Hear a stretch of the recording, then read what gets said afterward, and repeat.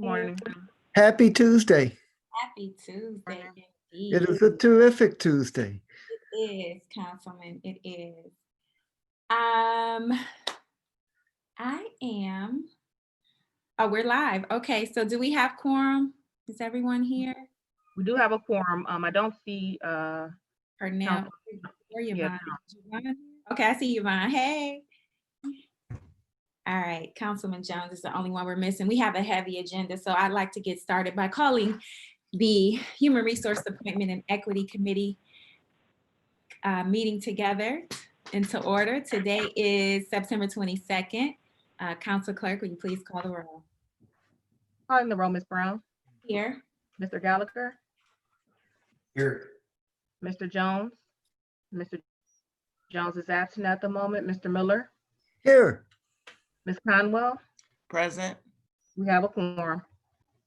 All right. Did we receive any public comment? No, Madam Chair, no one submitted any public comment. Okay, and I'd like the record to reflect Councilman Jones has joined us. Good Greetings, morning. Councilman Jones. Morning.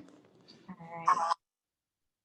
And Council Clerk, if there's no public comment, I'd like to make a motion to approve the minutes from the July 28th meeting. Do I have a second? Second. It's been Dale seconded Miller. by Councilman Miller. If there are no questions, comments, or concerns, all in favor, please say aye. Aye. Aye. Any opposed? All right. The minutes have been approved. Let's move to the matters referred to committee. If you'll read the first item into the record. Resolution number 2020-0164, confirming the county executive's appointment of Jeannine S. Kaiser to serve on the City of Cleveland, Cuyahoga County Workforce Development Board for an unexpired term ending June 30th, 2021. All right, and I'll turn it over to Director Pomerantz. I see you. You are with us. If you'll give us a little bit of background, please. Yes, Madam Chair, this, on behalf of the county executive, we are pleased to support the Cuyahoga County Workforce Development Board through the appointment of Ms. Jeannine Kaiser for an unexpired term ending June 30th, 2021. She would be replacing Deborah Vesey. And just to give you a little bit of background, the Workforce Development Board serves as the advisory body for the Cuyahoga County Department of Workforce Development. And the purpose of this department is to provide resources, information that assists residents of Cuyahoga County in moving toward financial independence through employment. Its programs and services include education, job training, job search assistance, and employment-related youth programs, and support our residents and youth. Ms. Ida Ford is also here to help support any questions you or the county committee may have with this appointment. Thank you, Director. I'll open it up to my colleagues if they have any questions for Ms. Pomerantz before we present Ms. Kaiser. Any questions? Doesn't appear to be any. So Ms. Kaiser, I see you are with us. You've unmuted yourself. If you give us a little bit of background, state your name for the record, and tell us why you would like to be a part of this board. Great, and thank you all for the opportunity to be here today. My name is Jeannine Kaiser. I serve as Director of Job Preparation at the Fund for Economic Future, and also newly selected to be the facilitator of the Workforce Funders Group in Cuyahoga County. I am honored to be considered to serve as a board member for the Workforce Development Board. The last 10 years of my career have been focused on workforce development. I have served in a number of capacities nationally as a consultant to help support program design, implementation of workforce development strategies, largely in California, but also in a number of other states. After moving here about 1.5 years ago with my family, or about 2 years ago now, with my family, I've had the chance to get much more acquainted and have built relationships with the Workforce Board staff, and have collaborated with a number of partners in the workforce ecosystem here in my role as Director of Job Preparation at the Fund. In terms of background, I have a background in economics and public policy. I actually started out my career here in Cleveland as an analyst at Eaton Corporation in their economics department. I bring to my work a focus on analysis, on outcomes, and on execution of work. And so I hope that in being considered here today, that I would help bring an additional focus and rigor around that to the board.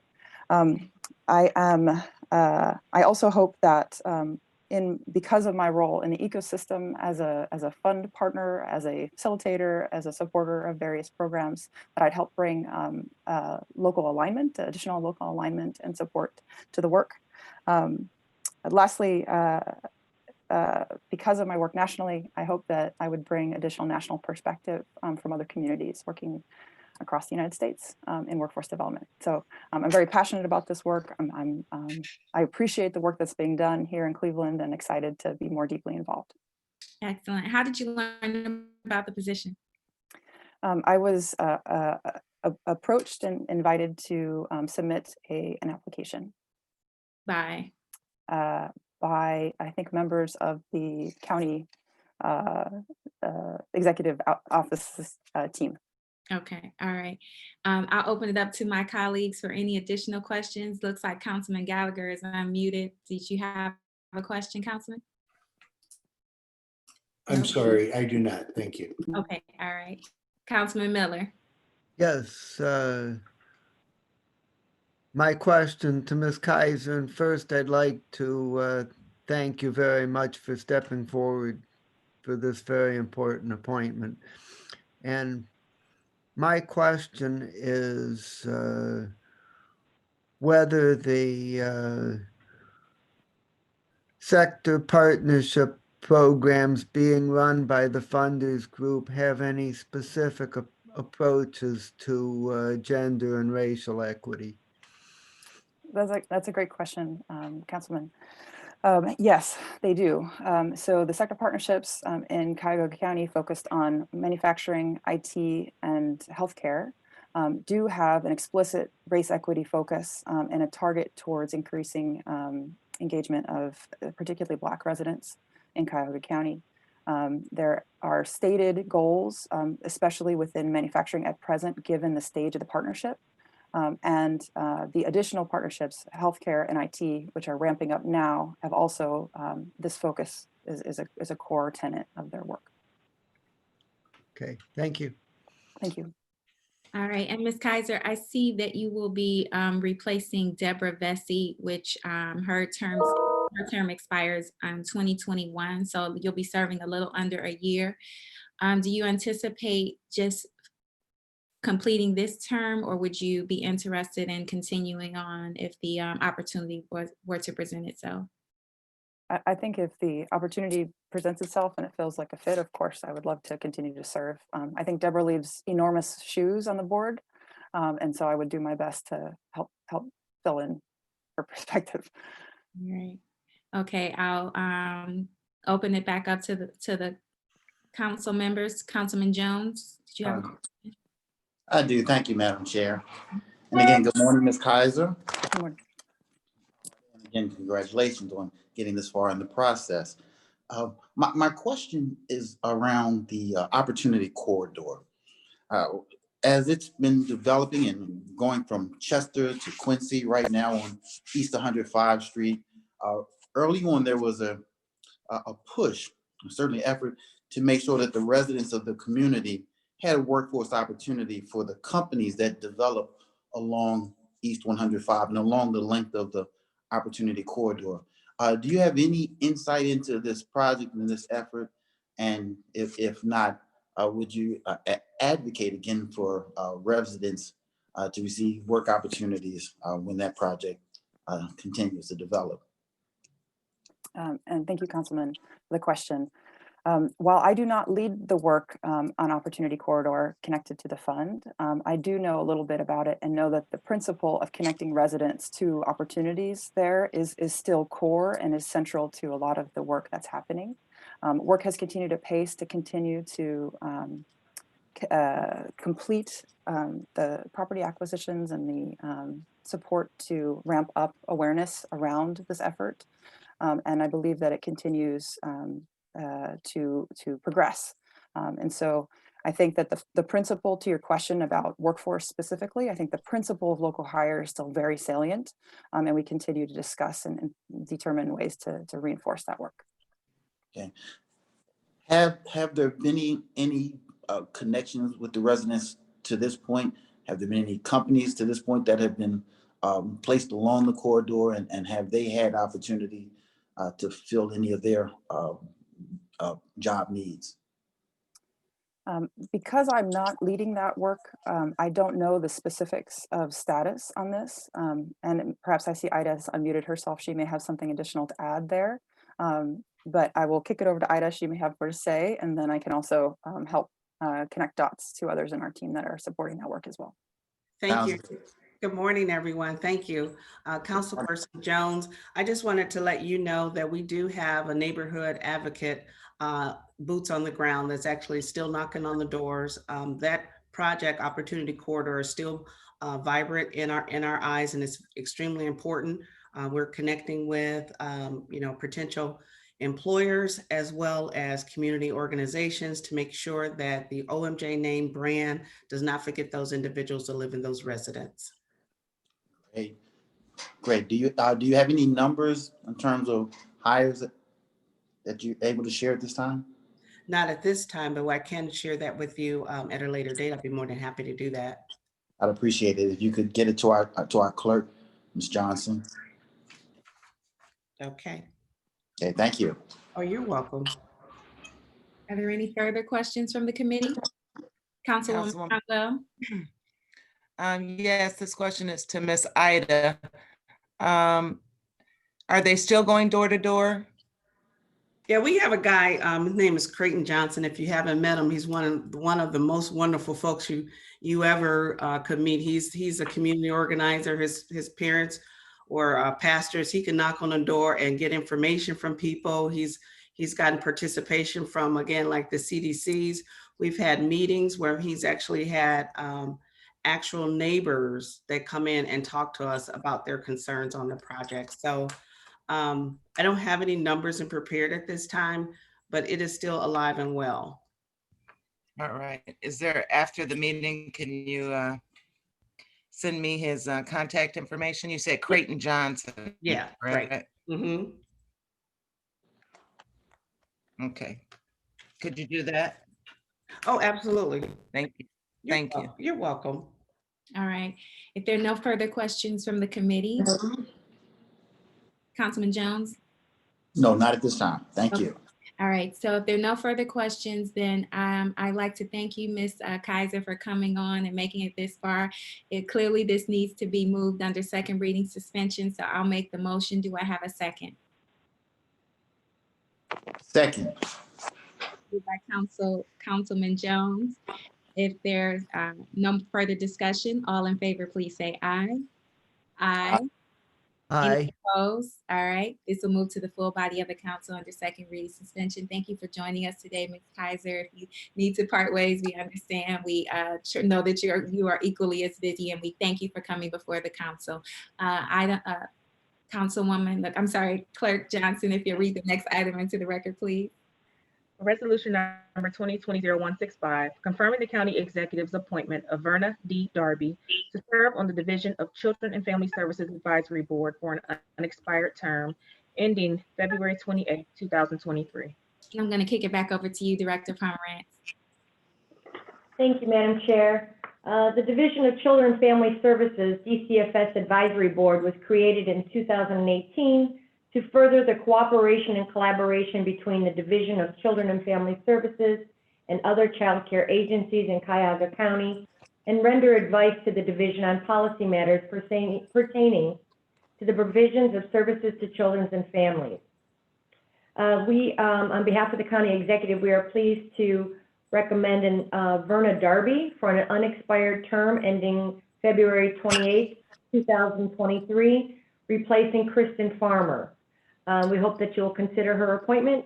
I know that Jennifer Crossman, who supports the advisory board, as well as Ms. Darby, are here on the Zoom call, and we'll be happy to help support with any questions you or the committee may have. Thank you. I'll open it up to the committee if you have any questions for Director Pomerantz regarding this committee and the appointment. All right, there being none. Ms. Darby. Oh, I'm sorry. My apologies. Councilwoman Conwell.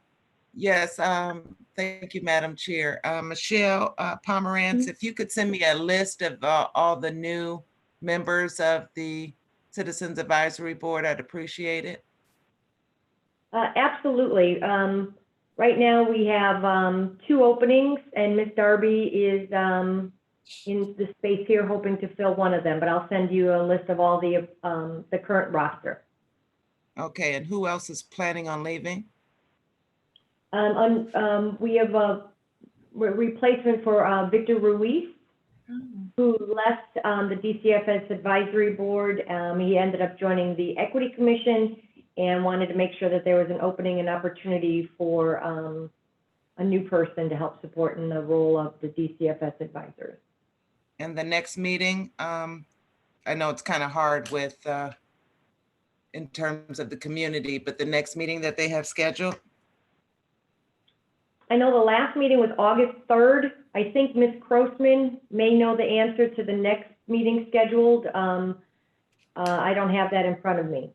Thank you. Sure, it's October 9th. And it would be from 10 to 12. Thank you, I'm just Jennifer. finding the Zoom link for that to get it posted, but I can send it to you. Yeah. Thank you, Madam Chair. Thank you. Any other questions from the committee? Yes, Madam Chair.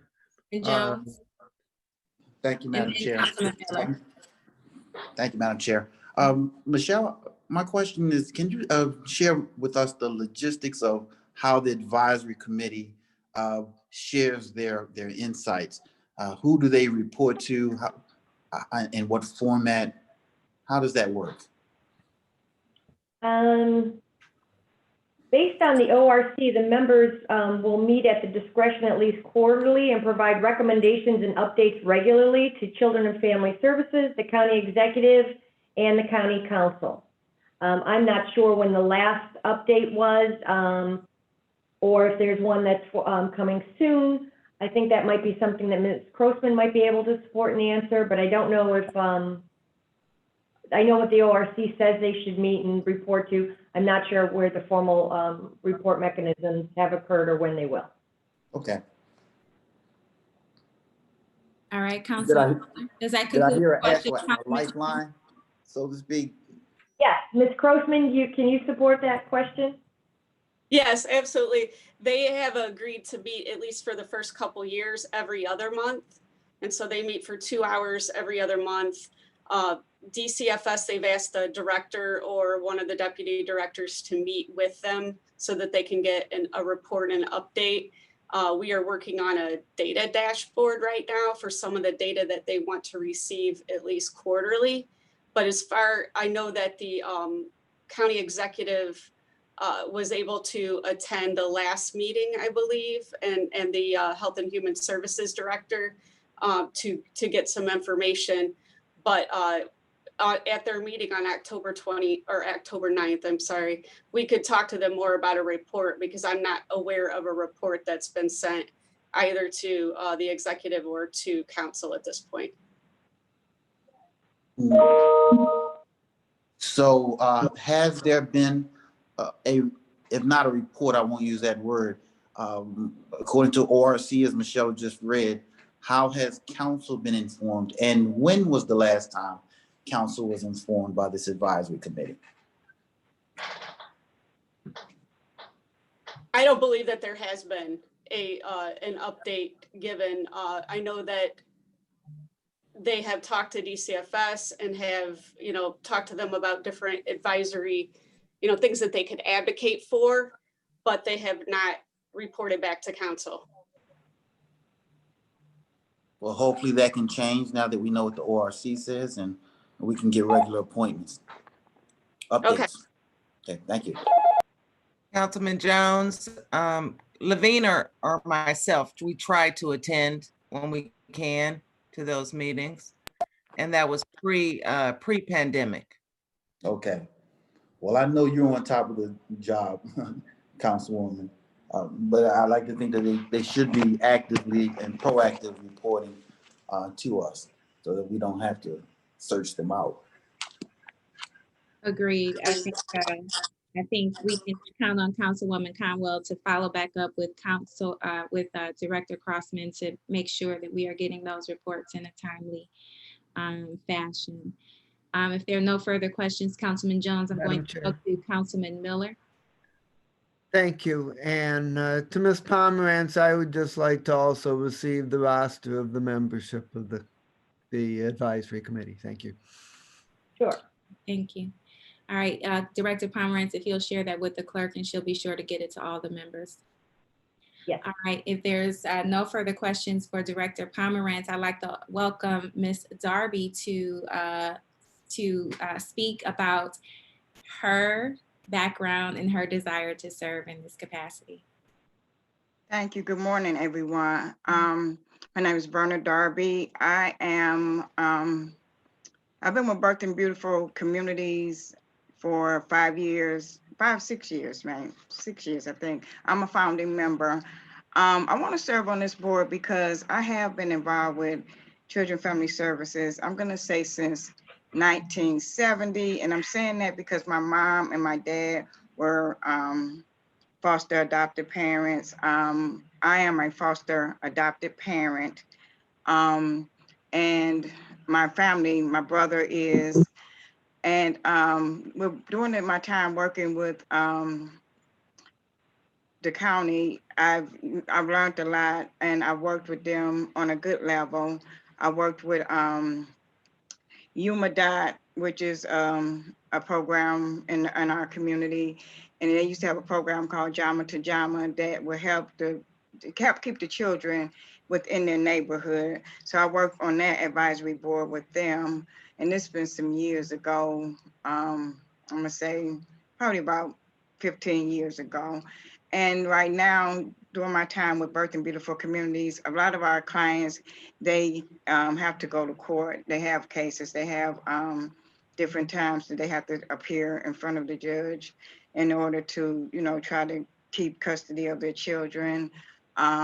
So with our organization too, we work with them to provide them with resources and education on how they can do better to work better with their, their families and everything.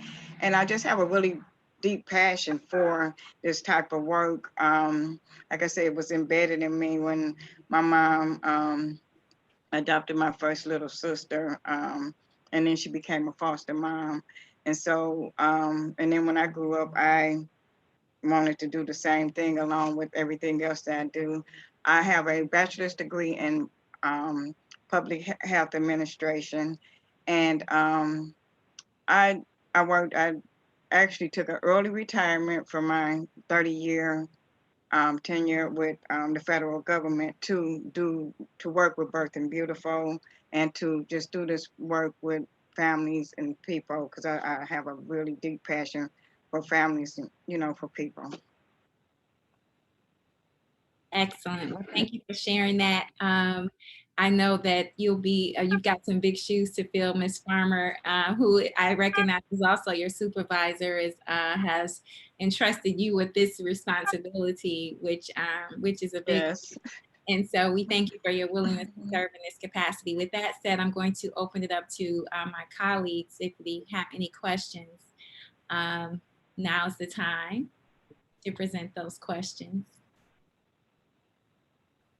All right. Sorry, Madam Chair. It's a race to the mute button. Yes. All right. They're finding the mute button. Okay. Well, again, good morning, Ms. Darby, and congratulations. Good morning. Thank you. Yes, congratulations on making it to this part of the process. My question is really more of a statement. This council works most effectively in making decisions when we have as much information as possible, which is part of the thrust of my earlier comments. But I want to share with you one issue around the Jane Edna Hunter building. As an advisor, you may have insights, and maybe I should start there. Are you aware of any of the challenges at the Jane Edna Hunter building? I've heard, I'm not strongly aware, but I've heard that some things was going on with the foster care system with children not being able to find homes for the children. So yeah, I know that that's one of the issues. That's fair enough, and you obviously will be immersed in all of it in time. But I'll share with you one concern that I've learned from those who who work there and at all levels of children and family service, from the directors down to employees. But obviously we know their fundamental work is when a social worker brings someone from a home for abuse and neglect. They come to the Jane at the Hunter building. It may be at 1 in the morning or so. And over the next few hours or days, they look to put placement to place the children. The children have many challenges. Some are level 5. Sometimes they have severe criminal backgrounds, a lot of challenges for the children. But placement obviously is the goal, whether with a grandparent, foster parent, some relative, placement is a goal. But in that meantime, in that Jane Edna Hunter building, those children are in a child care room as a transition location until placement is found. And the challenges are around the care of these children in that room. We have been on the news multiple times for incidents that have happened. So it is certainly on the radar. It is in the public domain. And it is something that I believe the department is sincerely and genuinely trying to address solutions to. But I just want to throw out to you one thought that I've developed after hearing residents and just my own experience. Those children in that child care room, they need dedicated, I envision them having dedicated supervision while they're there, whether it's 48 hours, 72 hours, 2 hours, whatever that time is. But we have in other areas created similar work to assist children. It's unique, it's revolutionary. It's called Closing the Achievement Gap. And we have put mentors in the lives of children who are in school, coming to school daily, helping support the success of those children. I believe a similar scenario could be used in the Jane Edna Hunter building. Mentors, that child care room could be managed by mentors, paid mentors over a 24-hour period. These children are at the last line of defense for them. And many of them know that when they come to this point. To this point, they've been met with security guards, other employees who are stretched from their own dedicated work to being a daycare, so to speak, or supervisors for these children. But again, I do believe dedicated employees and again, mentors whose job it is, as they do in school, to build relationships with these children, where they don't have to use guns. And obviously, as a police officer, when I say guns, law enforcement and other efforts and the inability to put hands on children. These mentors don't have to use these tactics. They build relationships. In the school system, they're given a dedicated classroom, which they have transformed the classroom with college banners and motivational and inspirational information along the walls. I believe that child care room could be taken over in that same way and transformed as a way station for those children while they're there, where they're given genuine attention by people who are seeking to, again, build relationship for the short time that they're there, and again, create a safe environment for the staff, for the children, and for all involved. So I've shared this with the directors and others, but I just wanted to share with those who are in this or seeking this office as well, so that as you learn more about it, you can determine if this is even a viable solution.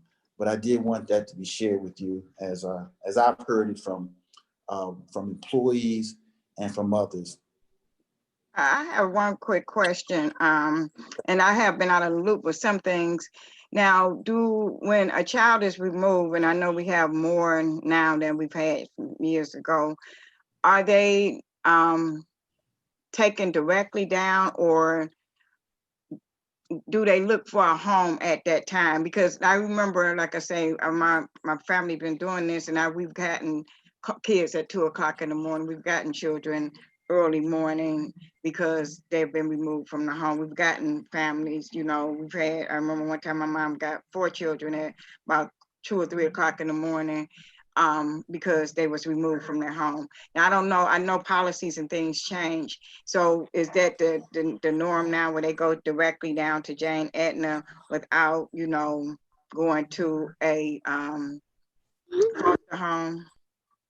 Well, I'll encourage any that have obviously greater experience in this than I do, but but once they're taken from the home, they're triaged. They're taken to mental health hospital where they're examined first. After that examination, then they are brought to Jane Edna Hunter building, where the process of placement immediately begins. Okay, so yes, it has changed then, yes. Because I don't know But if it was like again, removed from home and then taken. Okay, yes, I'm assuming, yeah, things are a lot different now in regards to how children act and react. And in the age, I'm sure a lot of things come into play with how they're placed. okay. And again, I defer to anyone on this line who has greater insight. But that is my understanding of the process. So Councilman Jones, you're absolutely correct. If there is a time frame in between when they go to Metro and we have not yet found a family setting for them or whatever it is that they need, individualized setting, then yes, they are brought here for a very limited amount of time. We hope until we can, you know, we can secure the right placement for that child. If there's a relative that they can go to in the meantime, we would prefer that. Absolutely. All right, thank you very Thank much. you. Okay, Madam Chair, yes, Councilman Miller. I would just like to add that I have heard similar concerns expressed by county employees and others regarding J. Edna Hunter, and the things that I have heard have gone have been similar, but also gone more to the quality and cleanliness of the facilities. And I know that Public Works is working on some possible improvements to the facilities, and we should encourage that. Thanks. Agreed. Thank you both very much for those insightful questions and remarks. So if there are no additional questions, comments, or concerns, then I would like to make the motion to move this to the full body of the council. Director Pomerantz, do you need this under second reading suspension? Yes, if possible. All right. Bill Miller, second. Okay, it's been moved under second reading suspension by Brown, seconded by Miller. If there's no additional questions, comments, or concerns, all in favor, please say aye. Aye. Aye. None opposed. This will move to the full body of the council. Thank you very much, Ms. Darby, for your willingness to serve in this capacity and joining us this morning. If you have to leave, we certainly understand that, as we all have very busy schedules. I'm going to turn it back over to Clerk Ashley Johnson to read the next item into the record, please. Resolution number 2020-0166, confirming the county executive's reappointment of Erika Anthony to serve on the Cuyahoga County Public Defender Commission for the term January 1st, 2020 to December 31st, 2023. All right, Director Pomerantz, if you'll give us a little bit of background, and I also see we have Mark Stanton in the room with us as well for any additional questions. So, Michelle. Yes, we, on behalf of the county executive and pursuant to Ohio Revised Code Section 120.13, we are pleased to nominate the following: Erika L. Anthony for reappointment of a 4-year term beginning 1/1/2020 and expiring 12/31/2023. Among other duties, the County Public Defender Commission is responsible for the following: appointing the county public defender, determining the qualifications, size of supporting staff and facilities, and other requirements needed to maintain and operate the Office of County Public Defender, recommending an annual budget, making an annual report to the county executive and Ohio Public Defender Commission on the operation of the Defender's Office, and contracting with municipal corporations within Cuyahoga County for the public defender to provide legal representation for indigent persons who are charged with a violation of the ordinance of the municipal corporation. Finally, the Public Defender Commission is comprised of 5 members, 3 appointed by the county executive and 2 appointed by the presiding judge of the Court of Common Pleas. And I believe the Public Defender's Office has Mark Stanton and also Mark Buds are here to help support any other questions, as well as Erika Anthony. All right, excellent. I'll open up to my colleagues if you have any questions for Director Pomerantz with regards to the commission. If there are none, I'm going to turn it right over to you, Ms. Anthony. Thank you for joining us. I am pleased to see you are willing to be reappointed, as I know your work, and I'm going to turn it over to you. So if you'll just give us a little bit of background and share with us why you'd like to continue to serve in this capacity. Sure. Thank you so much, Councilwoman, and thank you to the entire council represented here today and all staff and other folks. As Michelle indicated, my name is Erika Anthony. Really honored to be before you all today to be considered for reappointment to the Cuyahoga County Public Defender Commission. First, I want to say Happy National Voter Registration Day.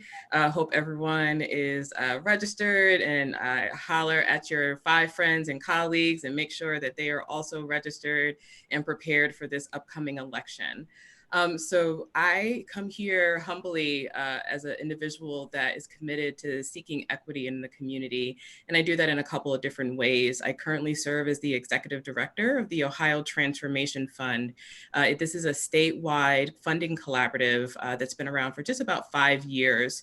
Really national and Ohio-based funders came together, ironically, in 2015 when we were seeing much uprising in our country and a lot of distress as it pertains to the ways in which our communities, particularly Black communities, are impacted by historical injustice. So folks came together with a goal of advocating for healthy communities and equitable democracy across Ohio. Currently, the Ohio Transformation Fund focuses on transforming the justice system, supporting efforts to address the negative impact of our current system on youth, families, and communities. In addition to the Ohio Transformation Fund, I'm also the co-founder of Cleveland Votes. Cleveland Votes is a nonpartisan mobilization entity that aims to empower our community members to participate in an equitable way when it comes to the election. We do a number of things in that regard. We serve as a funder to local nonprofit organizations that are looking to engage in equitable civic engagement activities, whether that's for the census or for the elections that are occurring that particular year. We also serve as an educator and a trainer, understanding the power of nonpartisan engagement and what does that mean to make sure that all members of our community are informed and have the ability to participate in our elections. And then we organize around National Voter Registration Day. So as soon as I hang up with you all, I have to run down to the field house.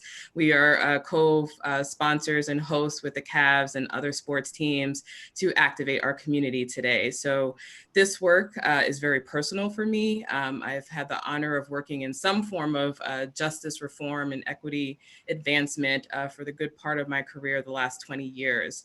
My first job out of college, I'm originally from New York. You might see my little poster behind me. So I always have a little bit of New York with me here in the CLE. My first job was at the Manhattan District Attorney's Office, and I served as a paralegal there. And really, it was my first introduction to begin to understand the operations of our justice system and really begin to understand where there are opportunities to advance equity when it comes to those that are impacted by our justice system. We know that individuals that come in contact with law enforcement and then maybe subsequently our courts, this is not in isolation. This is longstanding historical context of racism in our country. We know that Black and Brown people are disproportionately impacted by the justice system. So my opportunity the last couple of years and upon approval for the next couple of years to serve on the Public Defender Commission is it's truly an honor. I have great respect for the staff, the leadership at the Public Defender's Office. I often say that this is a continuum, and at every point within that continuum, there's opportunities to make improvements. I was sitting on the commission and participated in a process that enabled us to bring on Mr. Stanton as the current Chief Public Defender. I've had a number of opportunities to work with the Deputy Director, Colin Sweeney over the years in various capacities, and have really appreciated getting to know Mark Budzar over these last couple of years. As the only non-lawyer on the commission, I think where I bring some added capacity is understanding, while I have a little bit of a legal background, not as an attorney, but serving as a paralegal for about 8 years in the early part of my career, but also the community lens, and really understanding what does it mean for individuals that are coming in contact with our justice system, and really balancing both the quantitative and the qualitative aspects of how we evaluate progress, how do we evaluate ways to make improvements. So it's been such a pleasure, and I really, again, appreciate the opportunity to be considered for reappointment. Excellent. Thank you so much for sharing all of that and all of the wonderful work that you're doing. And I won't keep you long. I'm going to open it up because I know today is National Voter Registration Day, and there's an exciting event happening at the Rocket Mortgage Fieldhouse. So I will open it up to my colleagues. Do you guys have any questions? I'm going to start with Councilman Miller. Looks like he's unmuted himself. Go ahead, Councilman Miller. Yes, thank you very much, and I really appreciate your strong equity focus. And I would just mention, I was driving down West 140th Street this morning, and I saw a series of 3 signs. The first sign said, "Are you registered?" And the second sign said, "Deadline October 5th." And the third sign had a phone number to call. So there's some registration day activism out there. And my question is that as we went into COVID-19, we were able to reduce the population of the county jail by about 50% to slightly under 1,000, but it is now crept back up to about 1,500, and we're in danger of losing a historical opportunity to reduce our jail population on a long-term basis. And my question is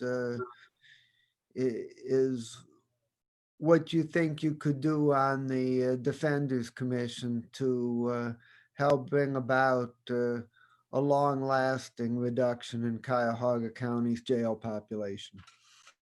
Oh, Councilman Miller, I don't think we have enough time, but I will do my best to be brief. So I'll say, as the executive director of the Ohio Transformation Fund, advocacy is at the center of what we do. We work with a countless number of advocates across the state, large organizations to, grassroots leaders who, some of them have come into this work not by any choice of their own, but by being directly impacted. It is critical that we, not just in this COVID era, but, anytime, that we really understand smart policy as it pertains to those that are impacted by the justice system. So, on one side, I think it's, enlightening to see how quickly leaders operated and mobilized early in the pandemic to make sure that the individuals, particularly here in Cuyahoga County, were not, congregated inside the county jail, and obviously not having the ability to shelter in place. But that alone, I think, showed that there are ways to reduce the number of individuals that are sitting in our facility, as well as other local jails and county jails across Ohio. But it's a multi-pronged strategy. There is no silver bullet that's going to undo the hundreds of years of mass incarceration in America. So I think there are a number of advancements around smart justice policy to really understand our criminal legal system and the ways that we can intervene to reduce the number of individuals, whether it's at the pretrial level or, on the other end of the spectrum, which I've worked in a lot, which is reentry and, supporting individuals as they are reintegrating back to our community and reducing the likelihood that they will recidivate. So, I think me coming as a commissioner, this is my full-time work. This is what I'm doing every single day. And the beauty is working in concert with the leadership and the staff of the Public Defender's Office. They have a specific role, and I honor that role. But that doesn't mean that there can't be a both-and approach when it comes to advocacy and the ways in which I can bring to them, and hopefully they can also bring to me opportunities for improvement and efficiency. Thank you. You're welcome. All right, outstanding.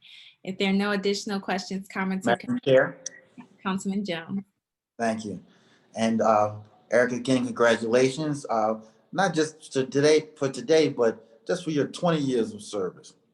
I've had the opportunity to know you for the last 10 years, and you have been a powerful advocate and a passionate advocate. So I'm glad to see you here in nomination for this reappointment. So here's my question, and it's a follow-up to Councilman Miller's. As he said, the jail population was reduced. We were at its height at times with 2,500 at its highest, and we have gotten it down. It was down to 1,000, even maybe a little under 1,000 at times.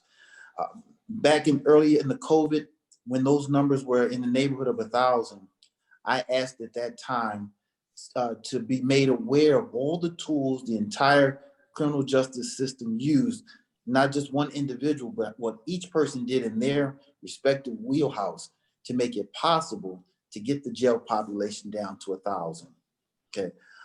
For all the advocacy and all of the conversations and the meetings that had happened in the months and years prior to COVID, actual action happened this time. And I looked at that moment as one where what was done is something that should have been cemented and carried on into the future. Okay, justice was still served and the population was kept down. Okay. What they did needed to be made public, and those tools, we as a council should be made aware of what they did because they found the solution. They don't need to be told, we just need to, it needs to be shared so that we know what they did, how they did it. And then if we all know, we can all partner in seeing that type of work continue, that effort continues in all the different areas of the criminal justice reform. So I'm not asking for a long answer, but one, I'd like to know if you were aware of what whether it's prosecutor, public defender, judge, whoever, aware of what everyone did during that pandemic time. And if not, could we work to find out what was done? Thank you, Councilman Jones. So I will say honestly, I can't say at this capacity what each level of our justice system did to make that happen. I know it was an all hands on deck effort. And I often say that, you know, the outcome of an emergency, sometimes, you know, folks are like, well, why couldn't we have done this before? Or why didn't we do it this way in the past? And, you know, everything, you know, in 2020 hindsight, right? I think what will be more effective is to think about those processes as you detailed at each level of our continuum to say, how can we sustain these, right? I remember pretty early on hearing when Governor DeWine was doing the daily briefings, I remember hearing Justice Maureen O'Connor, you know, make a comment about her putting up $2 million in technology and infrastructure. And I remember saying to my colleague, well, infrastructure doesn't go away, right? So if that investment has been made, then that is infrastructure that we need to use and leverage, you know, in the future. And, you know, for some of this, it's folks' comfort level, right? You know, we've been operating a certain way for whatever period of time. But I think this particular global pandemic has said to ourselves, well, everyone wants to maintain their safety, both of ourselves, the employees of each of these departments, of each of these offices, as well as the individuals that are currently detained in our county jail. So it's a time to be innovative. It's a time to really be thoughtful about, you know, what were we able to do during a pandemic, and what of those elements can we sustain beyond this pandemic that are smart justice policies. And at the end of the day, we want to be efficient. We want to maintain safety, both for the individuals as well as, again, the employees and the staff of these respective departments. And we want to do something that is going to have long-lasting effect as it pertains to reducing the impact of individuals incarcerated and supporting them. Because the reality of the matter is, I was listening to, there's a young woman, Amanda, in Detroit, who leads the Detroit Justice Center. And she was talking about the different ways that, without us having the ability to be in physical proximation, people, utilizing the different technology tools, these are things that advocates have been seeking for quite some time, right? But this global pandemic, really incentivized and thrusted many of us, not just in the criminal justice space, but in many sectors, to reimagine things that we didn't think were possible before. I don't think any of us imagined being in our respective homes for 6 months, so the possibilities are truly endless, but we have to, be thoughtful. We have to be attentive to the efficiencies, and we have to listen to those that are closest to this issue, right? So I 100% agree that we should be examining, what was done to reduce the jail population, and there needs to be a concerted conversation around that so we can maintain the integrity of what was done beyond this pandemic. I agree. Thank you. You're welcome. Thank you so much. Yes, Councilman Gallagher. To go further on Purnell's query, it's no surprise to me that the population went down, and Mr. Miller's well aware when we started with the Justice Center Jail Committee, discussions on size of jail were important. And what we found was that it was a doable thing, but you had to have buy-in from those that have the power over there, and that is the judiciary. We had the prosecutor going in a like direction with the public defender. We're pretty lucky that we have two gentlemen that see it the right way. And when the pandemic started, it wasn't necessarily the pandemic. Let us keep in mind the troubles that the jail had with all the deaths. Even that didn't make people want to move folks out of the jail. But with the pandemic, all of a sudden, and the information that was being provided in those discussions on what the size of the jail should be, mysterious to some, but not myself, the jail population started to creep down. The concern now clearly is that now that courts are coming back into focus, that the jail population is going back up. Not a mystery to me. And if anybody wants to ask me that question publicly, I'll answer it. And many people won't like the answer. The bottom line is we have to have everybody pulling in a like direction. It's doable. It was done. It should continue to be done. And ways in which to keep the population down should be our focus going forward. I would credit this council with helping, I would say, pulling in that direction. And in particular, Mr. Miller, this being an interesting passion of his, and he was correct in his thoughts that we should be below the 2,000 and maybe even the 1,200. So going forward, we're in a prime position on this council to focus on keeping population down, helping those that need to focus on their jobs, and to expose anyone that isn't doing their job and pulling in the like direction with the prosecutor and the public defender and those folks that are independently concerned about this, that being the electorate. So I congratulate, quite honestly, the leadership of this council, Mr. Miller, and our focus going forward in keeping the jail population at a reasonable number, knowing, of course, that times dictate fluctuation, but I think we're seeing a true number between 1,000 and 1,200 to 1,400. Thank you.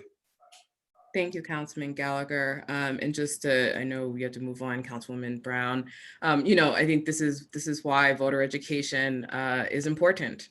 So I know I'm not here, to talk specifically about voting and nonpartisan engagement, but our constituents of Cuyahoga County need to have this information. They need to create space right now virtually to have conversations, to understand who is running for office. And again, I'm coming from a nonpartisan perspective, but your insights are incredibly incredibly critical.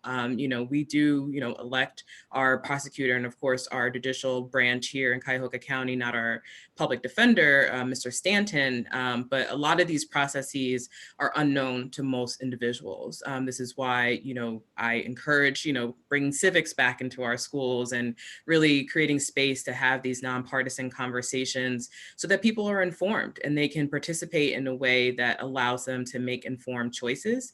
So I really appreciate the leadership of this particular committee and your remarks, and stand to look forward to working with you all moving forward. Thank you very much. And I will follow that up with, this is perfect example of intersectionality. You have myself with human resource appointment and equity, you have public safety, you have Dale Miller with finance and budget, and community development from Pernell Jones. And then you also have HHS with Councilwoman Conwell. All of these things intersect as it relates to this issue of reducing the recidivism rate. And all of us are very much engaged and could talk about this subject probably for hours. And I would also encourage and challenge, and at the risk of putting my colleagues on the spot, maybe Erika, if you were so inclined to put together an event where this bipartisan support from my Republican brother Gallagher and my my Democratic brother Jones could come together and discuss the successes that they've had, and as their focus is reducing the rate as it relates to the jail population, I am almost certain they would be open to that invitation. So with that said, I am going to make the motion to move this under second. Madam Chair. Yes. I know it's late, and Erika Anthony does not require comments from me. Okay, I'm sorry. Go ahead, Mr. Stanton. Please state your name and your position just for the record. It's Mark Stanton, Chief Public Defender. Just very briefly, if I might, which is difficult for me. I just want everybody to understand here, Madam Chair and the committee, that everything that Erika Anthony has accomplished, both educationally and professionally, and I don't need to detail that, is directly intertwined with the business of the Public Defender's Office. It's directly intertwined with the mission of this particular office. And when we have meetings, and the meetings I enjoy the most are the breakfasts and lunches that I used to have with Erika. Unfortunately, they've been interrupted by that pesky little pandemic. But she would provide approaches and opinions and attitudes to me that I had not considered myself. I bring them back to the office. It certainly expanded our vision in this particular office. The most important thing is what she does professionally, the dealing with the communities and the families and the youth, and the disproportionate impact to that sector of the community is exactly intertwined with what we do as our mission. And I'd ask that you consider that very, very strongly. There's no waffling, there's no equivocation from Ms. Anthony. She just provides us with invaluable insight, advice, and opinions. But I will say one other thing, and it's a subject for another day. For all of you that want to talk about the jail, and I remind Councilman Miller and Councilman Gallagher that I made a speech to County Council. I made 2 different speeches to County Council. And I predicted that jail population would zoom again, and it has zoomed. It hasn't crept up. It's gone from 900 to 1,500 in a matter of 2 months, okay? You cannot achieve bail reform on the back of a pandemic. So if you think that this was done as a concerted effort because we suddenly became enlightened, that's not the case, okay? That's not just my opinion, it's the reality. I'll be happy to discuss this with anyone at any time and look at all the layers that are involved here, but I can assure you that until such time as you have a judiciary with a backbone, you will never have a jail that has 900 to 1,200 people. Thank you. I appreciate that. Thank you very much. All right. And I think that's the perfect note to end this on. Erika, you've been outstanding. You've engaged a lot of conversation and insight. And that is one of the things that I think just recognizes your importance to this body and why you are so deserving of this reappointment. So with no further comments, that's not a request. That is actually a statement. With no further comments, I'm going to move this under second reading suspension. Do I have a second? Dale Miller, second.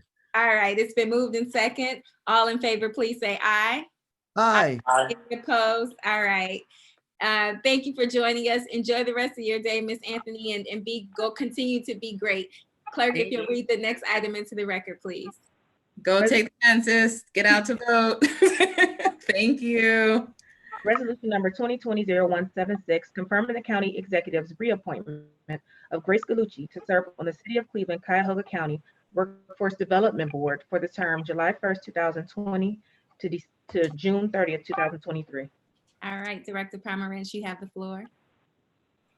Yes, Madam Chair, on behalf of the county executive, we are pleased to consider the reappointment of Grace Gallucci for a 3-year term for the County Workforce Development Board. That term beginning 7/1/2020 and expiring 6/30/2023. Unfortunately, due to a prior commitment, Ms. Gallucci could not be here with us today, but she did forward a statement that I believe the clerk has distributed to you. And Ida Ford is also here, as she was for the earlier appointment, to help speak to any matters regarding the Workforce Development Board, as well as Ms. Gallucci's attendance and support of the workforce activities. I'll open up to my colleagues. Any questions for Director Pomerantz relative to the reappointment of Ms. Gallucci? Going once, going twice. Just one question. It's kind of a tangential question. Is Ms. Gallucci related in any way to the Gallucci Italian market on the east side of Cleveland? Through the chair, I'm not sure. I think if she were here and you like that store, she would say yes. I don't know. What I do know is that Ms. Gallucci and I both went to St. Augustine Academy together, so she's good people. All Class, right. I won't tell you what class, but fellow St. Augustine alumni. Well, I appreciate it. I'm inclined to say yes, Councilman Jones, only because I do remember the name and bringing that up afterwards during the initial appointment. So I'm inclined to say yes. Great. And I do like that restaurant. So All right. appreciate it. Thank you. Any other questions, comments, or concerns relative to the appointment of Ms. Grace Gallucci? All right. Okay. Well, we do have the letter. We have received the letter, and given the fact that this is a reappointment and she has come before this body before, I am inclined to move this forward to the full body of the council under second reading suspension, unless there's any objections. Do I have a second? Second, Conwell. Seconded by Councilwoman Conwell. If there are no further questions, comments, or concerns, all in favor, please say aye. Aye. Aye. All right, this will move to the full body of the council. Council Clerk, if you read the next item into the record, please. Resolution number 2020-0177, confirming the county executive's appointment of Jeannine McGowan to serve on the Cuyahoga Arts and Culture Board of Trustees for the term April 1st, 2020 to March 31st, 2023. Director Pomerantz, the floor is yours. Thank you, Madam Chair. On behalf of the county executive, we are excited to introduce the appointment of Jeannine McGowan for a 3-year term for the Cuyahoga Arts and Culture Board of Trustees, beginning 4/1/2020 and expiring March 31st, 2023. The Cuyahoga Arts and Culture is authorized by Ohio Revised Code, Chapter 3381. The CAC is a public funder for arts and culture events and has awarded over 1,200 grants and more to 300 organizations serving Cuyahoga County residents. The board consists of 5 members appointed by the county executive, subject to council confirmation, and outlines the qualifications for the trustees as a persons who have broad knowledge and experience in art or cultural heritage and have at least 2 members who devote a major portion of their time to practicing, performing, or teaching any arts, or who are professional administrators in the field of arts or cultural heritage, and shall be qualified electors of Cuyahoga County. Ms. Jill Paulson, the Executive Director of the Cuyahoga Arts and Culture, is also here to support any questions you may have regarding the board. Thank you very much. I'm going to open it up to the committee. If you have any questions for Ms. Pomerantz about the committee or the council, there being none. Ms. McGowan, you now have the floor. If you'll state your name for the record and give us a little bit of your background and why you would like to serve. Thank you, Chairwoman Brown. My name is Jeannine McGowan, And I'm honored to be considered for this position as a board member on the CAC. I'll give you a little bit of my background and what I'm doing these days, and then talk about why I would like to serve on the CAC board. So I've been living in Northeast Ohio since 1996, first in Kent, and then as a resident of Cleveland, and now I'm in Cleveland Heights. So been a long time Cuyahoga County resident, and this community is near and dear to my heart. Many of you might know me from my previous position as Chief of Sustainability at the City of Cleveland. I know I've interacted with several of you, but what you might not know is before moving into the public sector, I had a decades-long career as a modern dance performer. So I have deep background and enthusiasm for the performing arts. So I have a Bachelor of Arts in Dance Performance and actually journalism. And then after my decades-long career in dance, I went and got a master's in nonprofit organization from Case Western Reserve University. I'm currently working in sustainability. So I served as Sustainability Manager and Chief of Sustainability at the City of Cleveland, followed by starting the Sustainability Program at the Northeast Ohio Regional Sewer District. And currently I'm the Sustainability Manager at Eaton Corporation. As you probably do know, part of arts and culture is environmental sustainability. That's part of how that's defined. And I think for me, there's always been a deep connection between arts and culture and environmental sustainability when it comes to the quality of life and doing things for the common good of our community. And so I have deep passion for that work.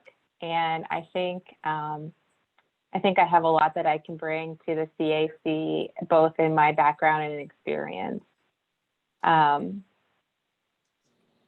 then I think, you know, I could also bring my equity focus to that work. When I was at the City of Cleveland, some of the policy work that I did around completing green streets, our Cleveland Tree Plan, our climate action planning, centered all the planning around equity, our neighborhood climate action toolkit and small grants work. Really looked to try to empower residents to define what sustainability means for them in their neighborhoods. And I think a big part of sustainability is really show, don't tell.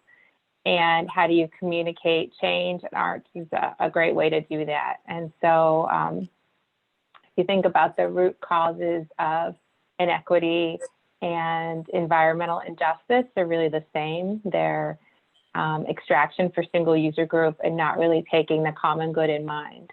And so I think that there's great opportunity for the CAC to do great things, and I just would like to be a part of it. I'll stop there. I could talk all day about this, but that's probably enough. Well, we certainly appreciate your willingness to serve in this capacity and all of the insight and experience that you would bring to this your new role. Should we confirm you today? And congratulations on making the appointment. And I see Jill, who seems, how you doing? Very supportive of your nomination. So I see Councilman Miller has unmuted himself, so I'm going to kick it over to Councilman Miller and then to Councilman Jones. Thank you very much. I'd like to thank you for your interest and willingness to serve in this important position. And it has come to my attention about the dire financial straits of many of the performing arts venues in Cuyahoga County. And I know that that arts and culture has put forward a request for assistance using coronavirus funding to help with this. So I'm just making a public appeal that this is something that we really ought to seriously look at and do as much as we can. And my question to Ms. McGowan is if you could tell us a little bit about what the Eaton Corporation is doing to promote sustainability. Sure. So I've been with Eaton for about 2 years, and your question is really timely because in July, early July, we just made an announcement of our new sustainability targets. So by 2030, we're committed to being carbon neutral in our operations, but also throughout our entire value chain. So our products, our transportation and logistics. So really focused on greenhouse gas reduction.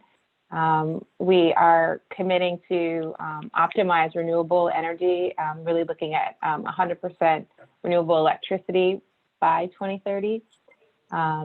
We're looking at 10 priority sites for zero water discharge in our manufacturing.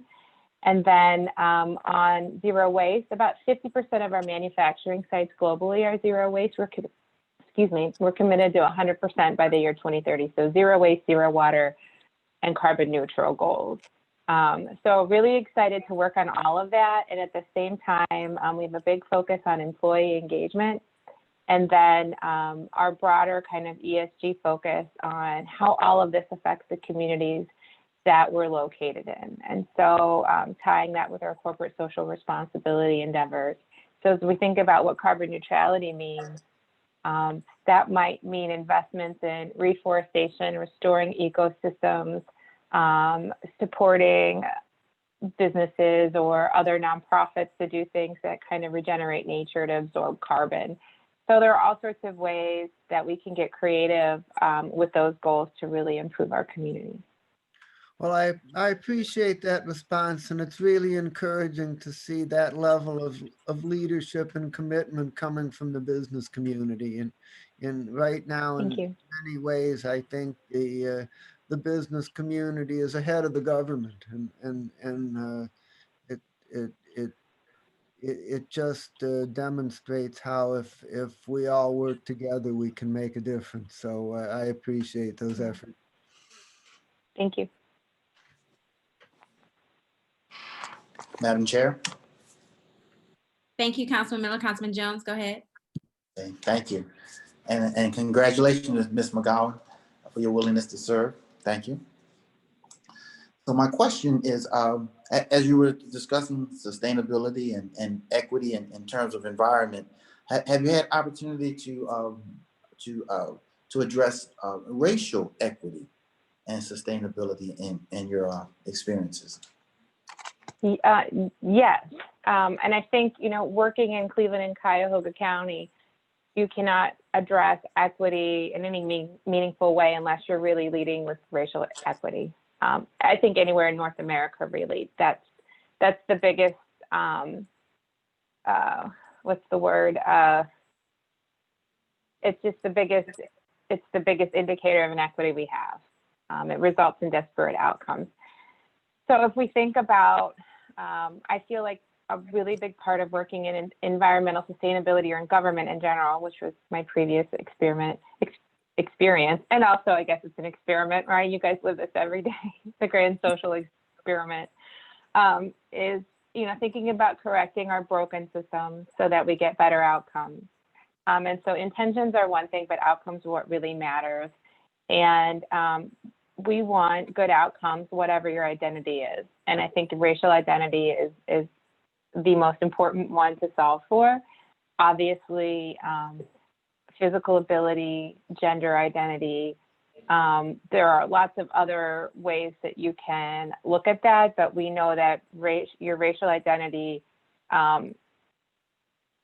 is what I'm sorry, I've had I have a newborn, so I'm really tired. But racial identity is the thing that is really the most indicates the most about the outcome, and we all know that. The words I'm trying to say that I can't. If I can interrupt you just for a moment, please. I appreciate your comment in terms of outcome. A challenge that we always have in government is measuring output as opposed to outcomes, and outcomes are what we need. So I appreciate you highlighting that point. I'll give you a little background. The 10-year arts and culture levy that we have approved several years ago, and we're in the middle of now. When I and my colleagues were asked to support it. When I went back into the community and talked about it, it was not received favorably in my community, in the African American community. And I heard all these stories around, we didn't know about the money. The ones that did, we applied, couldn't we never received any money. We attended meetings and didn't feel comfortable, and a whole gamut of conversations around that.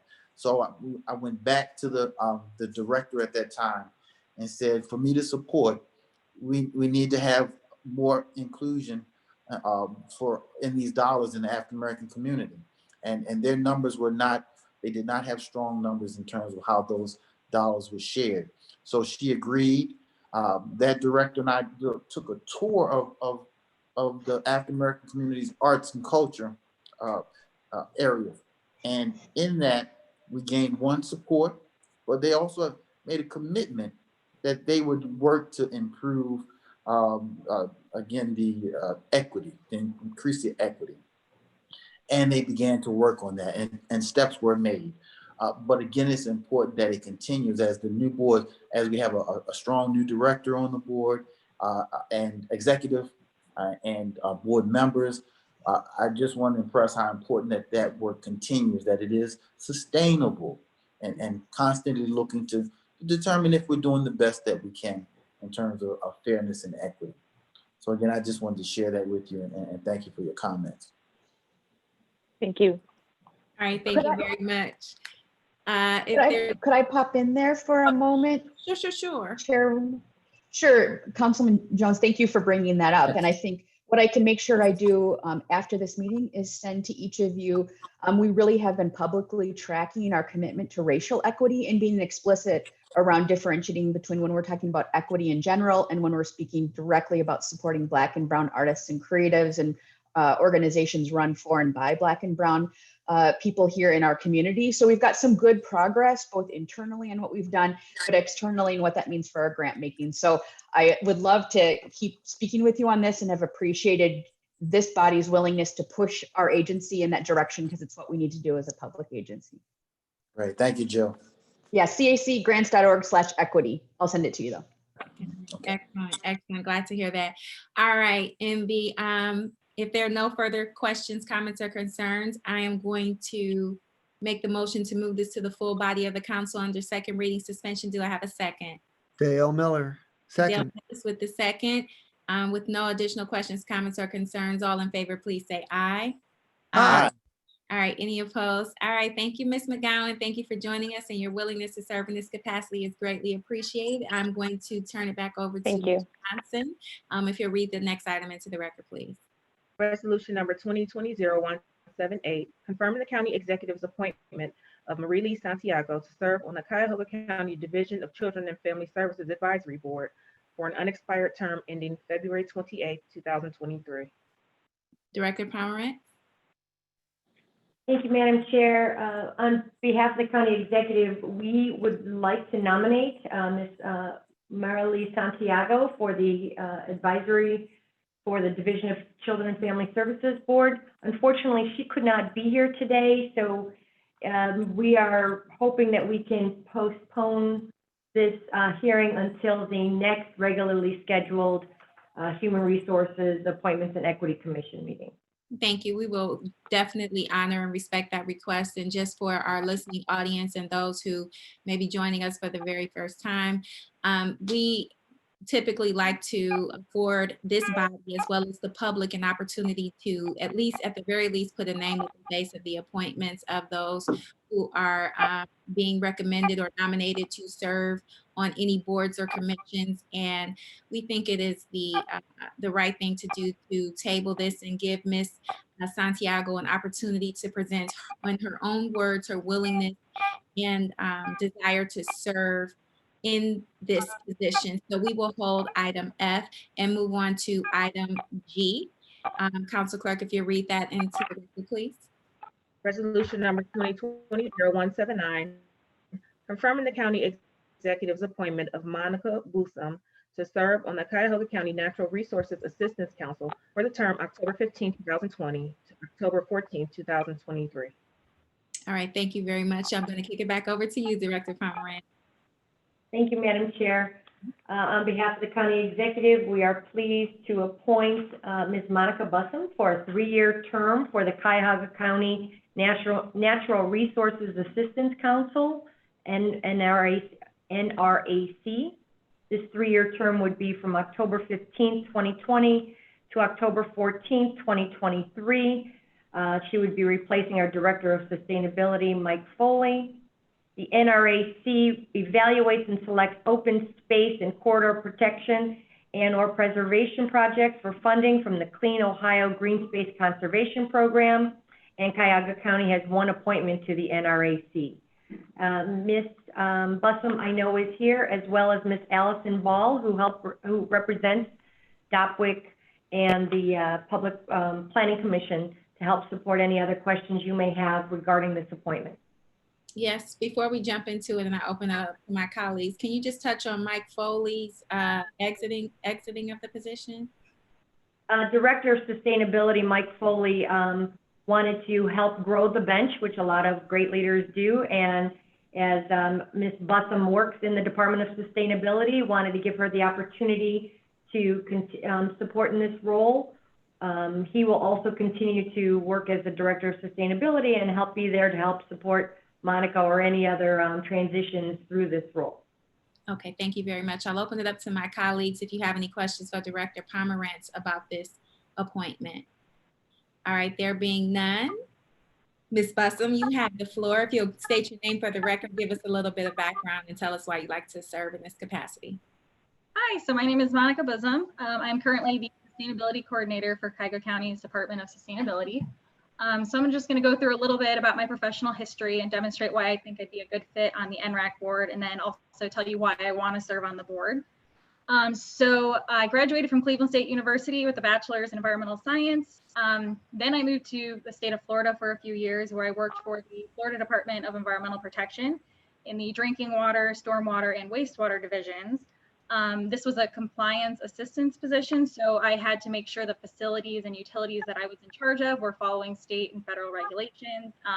If they were out of compliance or not following them, we helped and offered assistance to get them back in compliance. And sometimes that didn't work and it led to enforcement, but that was my general job duties there. After a few years, I moved back to my home state of Ohio and started working for the Ohio EPA in Twinsburg in the Division of Drinking and Groundwater. This was sort of an equivalent position to the one I was working at in Florida. So the utilities and facilities I was in charge of, I just had to make sure they were following the Ohio Administrative Code and the federal EPA regulations, and again, would offer assistance if they were out of compliance. When I graduated college, I ultimately wanted to do something with sustainability. It seems like it's a very competitive field, and I was lucky enough to get the job here at the county, because Cuyahoga County, it seems like we kind of lead the way in sustainability. We have so many great different programs, and with our small department, I kind of have my hands in all of those different programs, such as the clean energy projects, the plastic bag ban, the healthy urban tree canopy grant program. So that's just been a great experience for me working here. A couple of specifics from my professional history that I think would apply directly to the NRAC board is working on the Healthy Urban Tree Canopy Grant Program. Allison in County Planning also administers that program for us. And it seems like there's a lot of similarities between the two. Working on that grant program, I helped develop the program, I helped create qualifications for the applicants, and help score the applications. Another experience that I think would be very relevant to the NRAC board is working at the Ohio EPA. I had to know probably around 700 pages worth of Ohio Administrative Code, so I can help. So I needed to understand it so my utilities and facilities can understand it, and I can offer help if they were not following them. So the Clean Ohio program, which is where the funding comes from for the NRAC board, I think there's like maybe 10 to 15 pages of Ohio Revised Code and very specifics on how, what projects qualify and do not qualify. So the fact that I've worked with so many Ohio Administrative Code pages before, this amount should be very easy for me to understand and help apply to the program. A couple of reasons why I want to serve is I think it's really important that the is represented appropriately. We have a lot of different groups that are involved in the NRAC board, such as the Soil and Water Conservation District, the Sewer District, the Metro Park. So I think local government having a say in how these funds get dispersed is really important. Another reason I want to serve is one thing that COVID-19 has taught us is how important these green space projects are. They're really important for people's mental health and to get away from having to stay at home for months at a time. So I just think that parks and green spaces are very, very important for the residents of Cuyahoga County. Another reason why I want to serve is because it's not going anywhere at this point, and I think a lot of the projects that are funded by the Clean Ohio Fund and chosen by the NRAC board really help mitigate the effects of climate change. A lot of the time tree plantings are involved with these green space projects, and they help improve water quality. So I just think it really does help us mitigate the effects of climate change. So overall, I'm excited to have this opportunity, and I hope I am able to represent Cuyahoga County well if I'm chosen to serve on the board. Excellent. Thank you. It seems like you bring a wealth of experience to the position, and we are grateful for your willingness to serve in this capacity. Do I have any questions from my committee? I see Councilman Miller's unmuted himself, so I'm going to kick it over to you, Councilman. Thank you very much. And I appreciate your willingness to serve, Ms. Bussum. And my question is that I heard some talk earlier in the year about this year's tree canopy program being suspended because of budget concerns. And my question is whether that happened or whether we're going ahead with the tree canopy program for 2020. So as we know, the county is facing financial hardships due to COVID-19. As far as I've heard is I think it's kind of on pause for this year, and we're hoping to continue it next year. So that's my understanding of what's going on with that. That's unfortunate, but these are hard times. Thanks. Thank you, Councilman Miller. There are no further questions, comments, or concern. In the interest of time, I'm going to make the motion to move this nomination forward to the full body of the council under second reading suspension. Do I have a second? This is Dale. I'll second. All right, it's been seconded by Dale. There are no further questions, comments, or concerns. All in favor, please say aye. Aye. Aye. Any opposed? All right, Ms. Bussum, you've gotten away quite easy this this morning, and congratulations. We do thank you for your willingness to serve. Council Clerk, if you read the next item into the record. Resolution number 2020-0180, confirming the county executive's appointment or reappointment of various individuals to serve on the Metro Health System Board of Trustees for various terms. All right, and Director Pomerantz, I know we're running very short on time for Ms. Kirk, so if you'll give us a brief background so she can give us a little bit of her background before she has to part ways. Thank you. We're on behalf of the executive, we are happy to bring forth a new appointment of Brenda Kirk for the term April 1st, 2020 to March 31st, 2026, and the reappointments of Maureen D. for an unexpired term ending March 5th, 2024, and the reappointment of Robert Hurwitz for an unexpired term ending March 1st, 2026.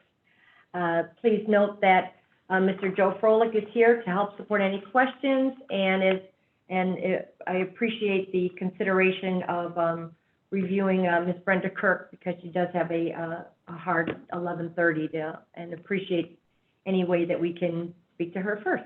Thank you. All right, we'll jump right into you, Ms. Kirk, if you'll just give us a little bit of your background and why you're willing to serve. And thank you for your patience. Just unmute yourself, state your name for the record, and please proceed. The floor is yours. Thank you so much. This has really been a fascinating hour and a half, so I don't regret it at all. This has been wonderful to get to observe all the wonderful work that you're doing. So thank you, Madam Chair and County Council members. It's really an honor to be here with all of you today. I appreciate the opportunity to talk with you about my candidacy for the Board of Trustees at Metro Health. My name is Brenda Kirk, and I am really seeking an opportunity here to advance equity and technology in our community. I currently serve as the Chief Information Officer for the commercial business of KeyBank. I'm a board member at Destination Cleveland, as well as a lifetime member of the Metro Health Foundation Board, and I am a member of the campaign cabinet supporting the transformation of Metro Health. That brief little background probably gives you all you ever really needed to know about me, other than I'm a mom and a sister and a wife as well. But those are really the elements that drive me to want to serve more deeply. I bring more than 20 years of technology experience, and my hope is really to help to foster and advance innovation, as well as help the advancement and the availability of technology aided solutions both to Metro Health and in the community that we serve. So my unique skills really help to bridge the gap. The mission of the hospital, which is very, very important to me personally, and my strong innovation mindset, combined with a lot of very deep technology experience, this creates a really important opportunity, and my view, a responsibility to continue my commitment to serve our community and Metro Health in a broader capacity. I did join the Metro Health Foundation board more than a decade ago, back in 2008, with the same level of passionate commitment for furthering the mission of Metro Health. During that, I learned a lot about the very important advocacy work and got to participate in the advocacy of that mission in our community. Most recently, the transformation of Metro Health. I would highlight that when Dr. Akram Boutros joined the organization, his leadership, innovation, and commitment only reinforced my desire to help the hospital to achieve that mission. I did serve as chair of the foundation as well from 2015 to 2018. I really became very familiar with the team there, the patients, the community, and really believed very fully in the transformation. I then joined the transformation campaign cabinet, and I've had the privilege of working alongside Vanessa Whiting and other incredible leaders within the Metro Health organization. I think that the environment of inclusion has and continues to be a very important part of Metro Health and my passion for Metro Health. Every patient, whether economically needy or comfortable, is given full attention, and I want to do everything I can to continue that mission. When I was appointed as the chair of the foundation, I was concerned about being a younger female chairing the foundation, the first to do so. And the reality is that that was both a transformational event for me, but also for the foundation, and allowing us to focus first on the mission, the vision, the values, and drawing more inclusivity, even at the foundation level of Metro Health. So with that, I'll pause and see if there's any additional questions that I might be able to answer for any of you. I thank you for your willingness to serve in the Yeah. First and foremost, and congratulations on getting this far. Your succinct and clear and concise overview and summary of why you're willing to serve is certainly demonstrative of why you've been appointed, and I'm happy to support that. I'll open it up to my colleagues if they have any questions for you. Before, again, I know you have another engagement that you have to attend, so This is important, though. This is very important. Don't get me wrong. That makes me feel good too. So yes. I'm glad to know that you also recognize the importance of this body of work that you're about to embark on and endeavor. And thank you for your patience and again your willingness to serve in this capacity. And if there are no additional questions or comments, I know that if we had more time, we could explore all of the great work that you've done in the past, but it is obvious again why you've been selected. So with that being said, I do have a brief question if I might, Madam Chair. Sure. Councilman Jones. Thank you, and I'll keep it brief. In terms of racial equity and inclusion in the workforce at Metro Health, Dr. Akram Boutros has been a strong advocate and has worked hard and tirelessly over the years that I've been a part of this council. But one area that I would like a little more insight, and this is something that I'm sure you can learn, is what is the inclusion level at the upper management level? We've seen numbers of strong numbers in the overall workforce, but what does the decision-making upper management level of Metro Health look like, and is there inclusion there? So I'm not asking for an answer, but more in time, I'd like to know what that answer is. We could certainly bring that back, and we do have somebody from Metro Health on the line who may be able to share some of those facts. I can share with you the commitment. It is pervasive, the commitment to ensuring that it exists at all levels of the organization, at board, foundation, and all levels of leadership as well. But I'm not sure if, Joe, if you have those facts or if you want to maybe circle back with those. I don't have the numbers at hand right now, Councilman, but I will be happy to get those to you quickly. And I would just underscore that it's a very important part of what we see as our mission going forward. We've got a very aggressive campaign internally where we're working on in terms of trying to do. We think we've done well, but we know we need to do even better in terms of inclusion, equity, and diversity. We look forward to that report. If you'll send that over to the clerk. And again, I want to be mindful and respectful of everyone's time here. We're very short. And I know that both Michelle and I have other commitments immediately following this meeting. So not to be hurried or rushed, but we want to be respectful of that. And so if there are no direct questions for Ms. Kirk, then I'm going to ask for them to make the motion to move. Oh, I'm sorry, I'm ahead of myself. If there are no additional questions for Ms. Kirk, we have Maureen D., who is up for reappointment. Any additional questions regarding the appointment for Ms. Kirk, going once, going twice? All right, thank you very much, Ms. Kirk. I hope that you have a wonderful day. Oh, Councilman Miller, did you have a Thank you.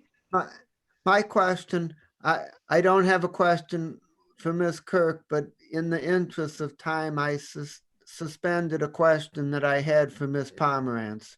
Okay, if we may have time at the end, and if it's relative to Metro Health, that'll still be fitting. Is that okay, Councilman Miller, if you don't mind? The question is just who Maureen D. and Robert Hurwitz are replacing. They're reappointments. So if anyone's being replaced, it would be Ms. Kirk. Who might Ms. Kirk be replacing, Director Pomerantz? Mr. Thompson? Board Member Thompson, who has signified that he did not have enough, he did not want to continue on in the role.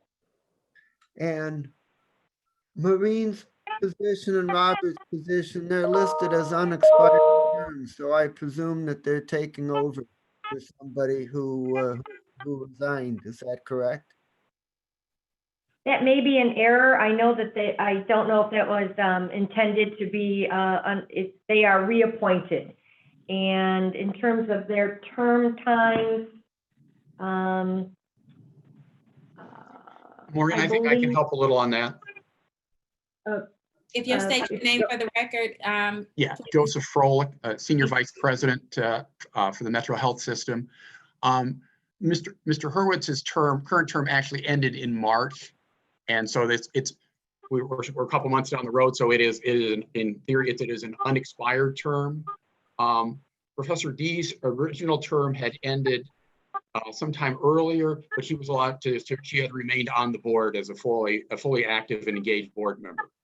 So again, it's just kind of continue finalizing her appointment and letting her continue on. Okay, thanks. All right, thank you very much. Thank you, Ms. Kirk. I see you've blacked out your screen, but I think we are, you have fulfilled all of the time that you needed for us. So if you need to part ways, we certainly understand, and we thank you for your willingness to serve. Thank you all. You're very welcome. With that said, I have Miss D, Professor D, as she's been referenced to. If you would like to share with us for the record, please state your name and share with us why you would like to serve in this capacity. Thank you, Madam Chair. I appreciate this opportunity from in front of you and County Council. My name is Maureen D, and I live in Cleveland Heights, Ohio. I'm honored to be confirmed for reappointment as a member of the Metro Health Board.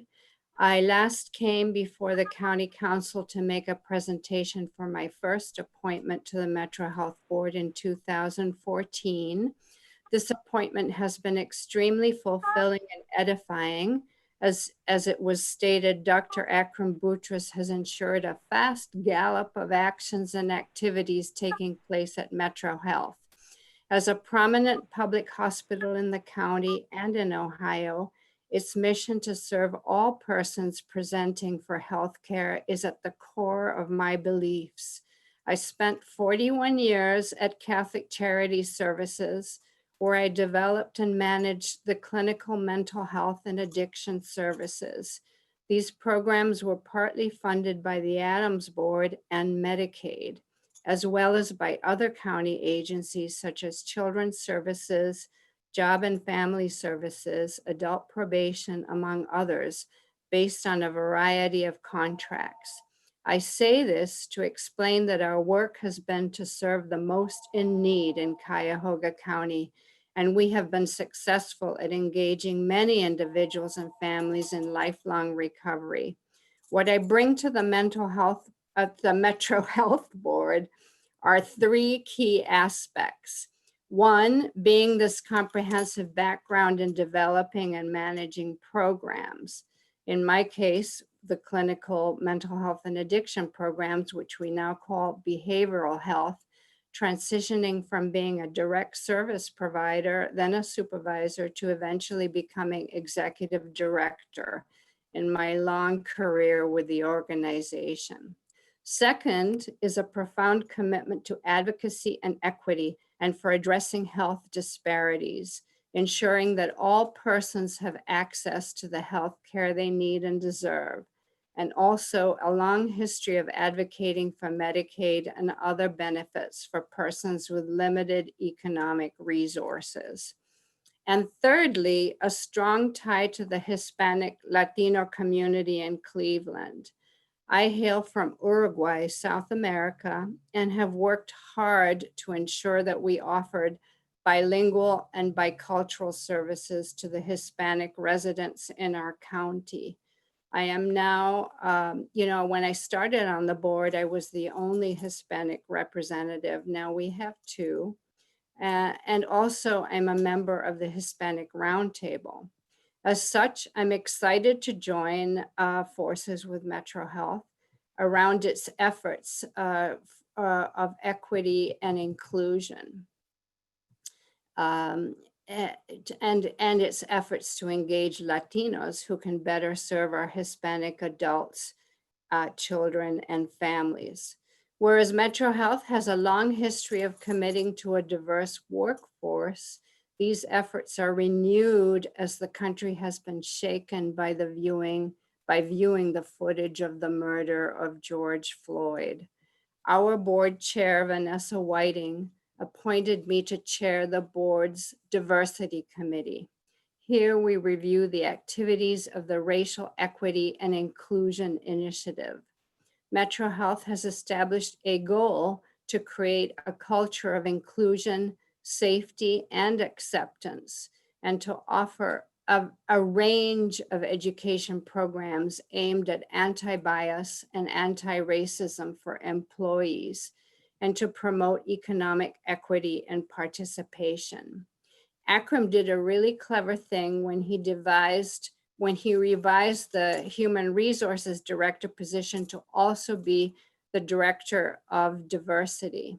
And what I wanted to explain is that in our last, it's at every meeting, Alan Neville, who's the Director of Human Resources and Director of Diversity, does provide us the statistics of the different employee groups. And at the last diversity meeting, he did explain in answer to Councilman Jones's question, which is a very good question. Leadership is currently 17% racially diverse and racially and ethnically diverse. And physicians are currently 25%.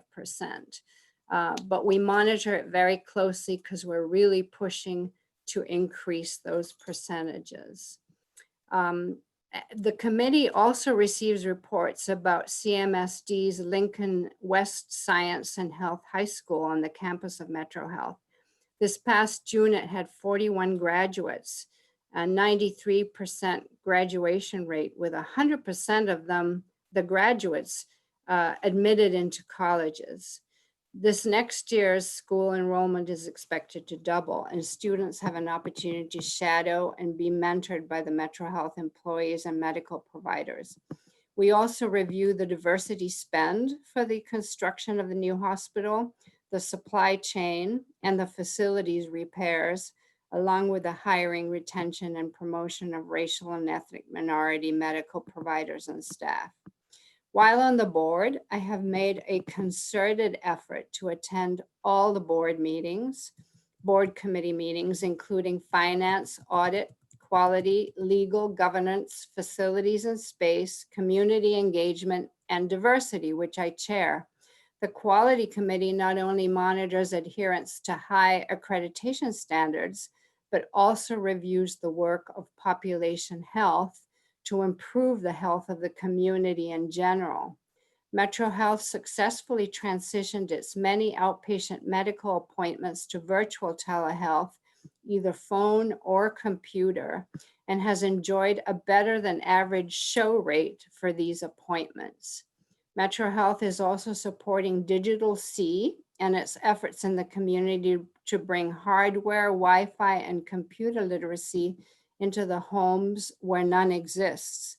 all with the intent of improving access to health care with special attention to the Clark Fulton neighborhood. Metro Health has responded resoundingly well to the board's recommendation to expand the local minority and female workforce on the transformation project for building the new hospital.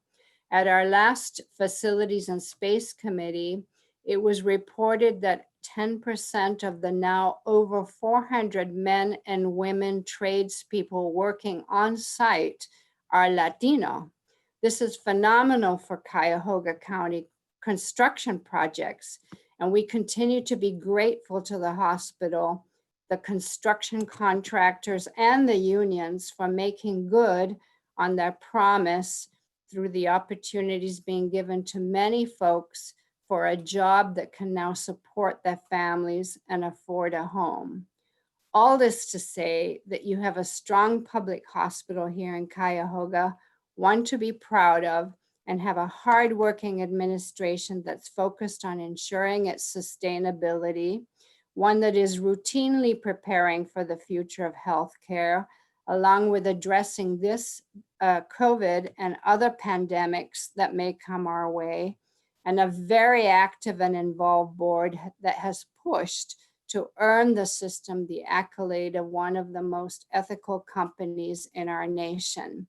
I again thank Madam Chair Brown of this committee and the council, county council members for this opportunity for me to serve another term. Thank you.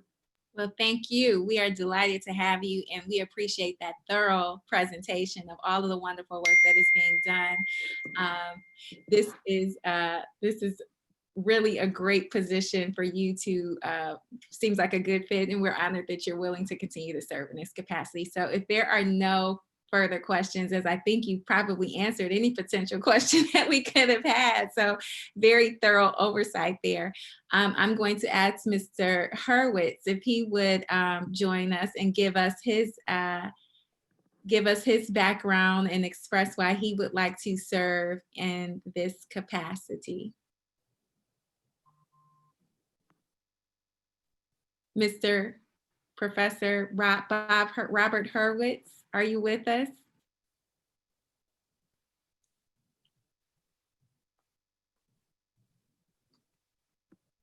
All right, if that is the case, then it looks like I'm going to kick it over to you, Mr. Froelich. Do you have any insight that you can?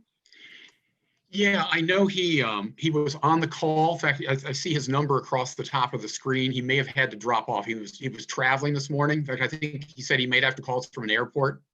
So it's possible that he is in the air at the moment. You know, he is. He's been on our board since 2017. He has an extensive background in business. He's currently with the Coral Group, which is a development organization. I have my notes here, pardon me. Yeah, he has been 5 decades as an entrepreneur. He is very involved with, he has a bachelor's degree in international business from the Bernard Baruch School of Business at the City College of New York. Involved in a lot of other community and nonprofit boards in the areas of education, business, medicine, and community building. And in addition to our board, he's currently a member of the Jumpstart Board of Directors. And again, as Maureen D, he is a very active and engaged member of the board. And we are pleased that the commissioner, or that the county executive has chosen to reappoint him to another term. Thank you very much for giving us stepping in. I kind of and on the fly, so good. I think you did an outstanding job, all things considered. Director Pomerantz, did you have anything you'd like to add? Uh-oh, your line's on mute.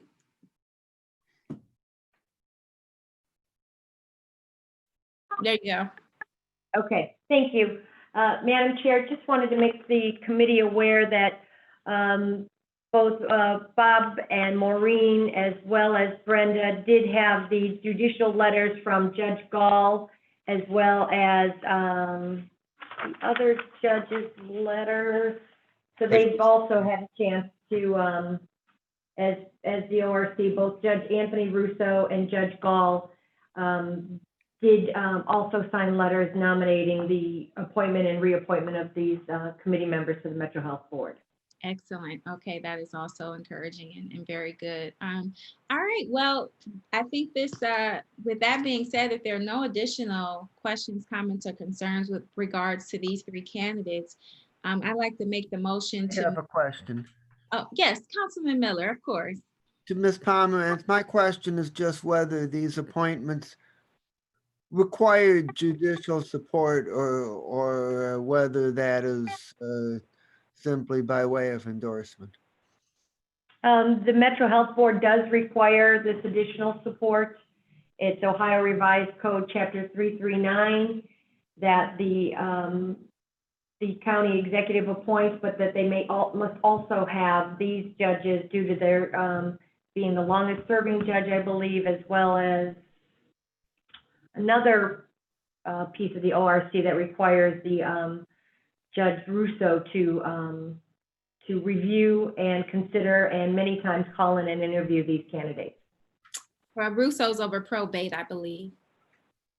Yes. Okay. Okay, thanks. All right. Okay. Any additional questions, comments, or concerns? All right. Excellent. Councilwoman Conwell? No? Yes? No? I'd like to second your motion. All right. So it's been moved and seconded to move to the full body of the council under second reading. If there are no further questions, comments, or concerns, all in favor, please say aye. Aye. Any opposed? No one is opposed. So this will move to the full body of the council. Do we have any miscellaneous business from this committee? If there is none, then this meeting is adjourned. Thank you all for your time and participation. Have a wonderful voter registration day. Happy voter registration day, everybody. All right, take care. Thank you. Bye-bye.